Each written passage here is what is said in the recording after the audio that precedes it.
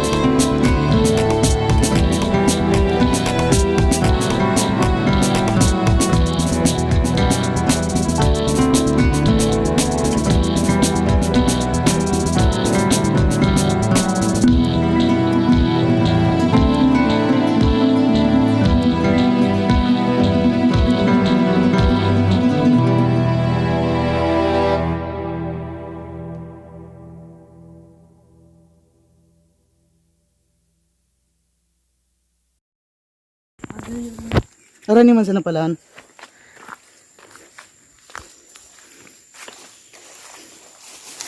Okay ba? Ha? Arayo kita. Patin. Puta. Rico. Yan, dali pa kita. Di palaan. Sanit. Wala sabi itong sa balagon. Hindi palan.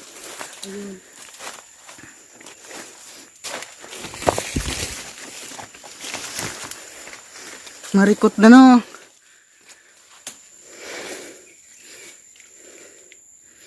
Hi guys, so bali nandito po kami sa sa Makalidong. At malapit sa Bolinao Falls, meron po pala ditong parang malaking pugon. So gawa po siya sa mga bato. Yan po yung itsura niya. Malapit lang naman siya sa kalsada. Kaya lang medyo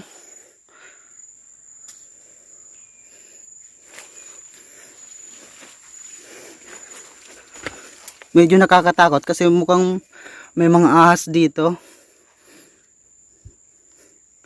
So ito po yung entrance niya, maliit lang.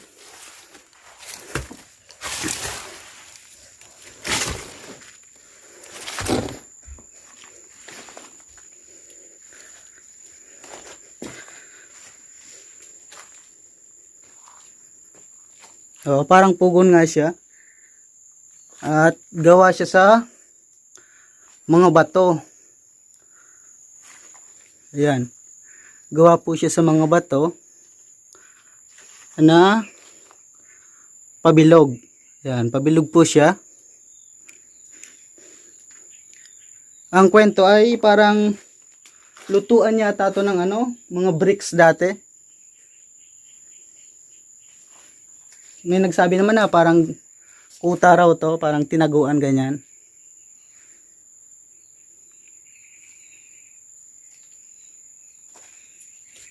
Marami pong lugar dito sa Makalidong na hindi po pa nadidiscover. Ayan po, yung itsura niya. Bale, may butas siya sa taas. Ayan, paikot po siya. Bilog. Bilog siya dito sa loob. Kaya lang, medyo masuka lang. Pero malapit lang po siya sa sa kalsada. Ayan. May hukay pa siya sa baba, baka pailalim pa yan. So maliit lang po yung daanan niya. Parang korting pugon nga siya. Bale parang ito yung nagsisilbing lagayan ng ano, mga kahoy ganyan.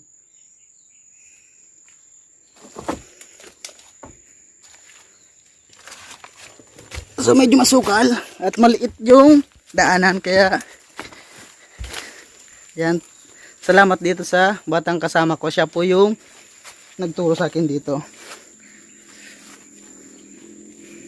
So mamaya pupunta tayo dun sa Bolinao Falls.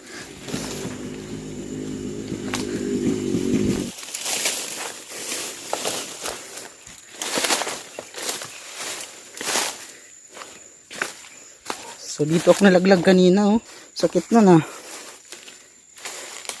Oh, so bali andyan, malapit lang po siya sa kalsada. So kanina nanggaling na tayo diyan. Diyan so yung parang pugon.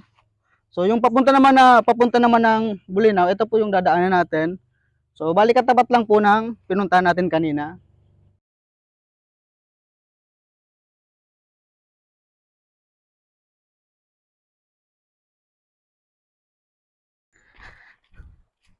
So ito po yung daanan papunta doon.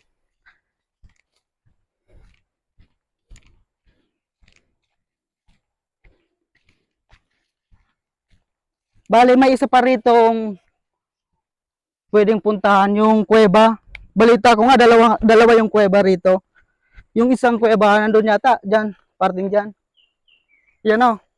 Oh, diyan raw sa parting taas na yan.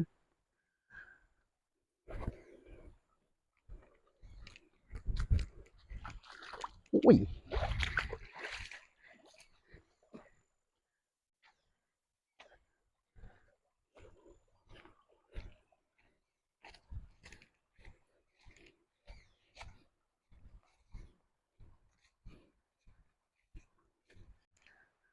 So ayun nga. So bale malapit lang po talaga siya. Diyan lang oh. Natatanaw ko na siya. Diyan po.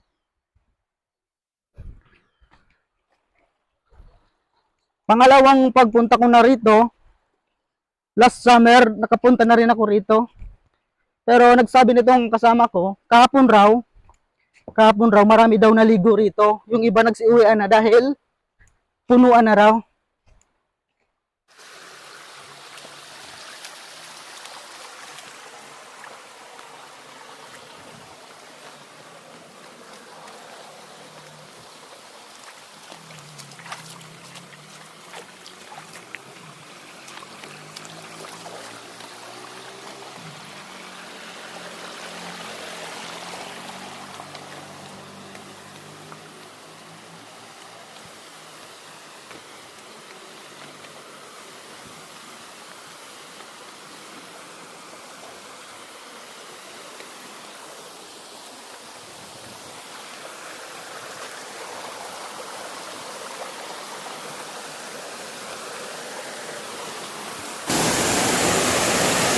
So, andito na po tayo.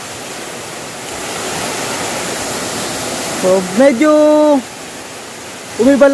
umiba lang yung dinaraanan ng tubig dito. Dati dun sa kabila na yon, meron dun umaagos sa tubig last na pagpunta ko rito. Pero yung itsura niya, eto, halos ganoon pa rin. Dun sa part na yan, yung kulay blue, talang malalim po dyan. Dito, medyo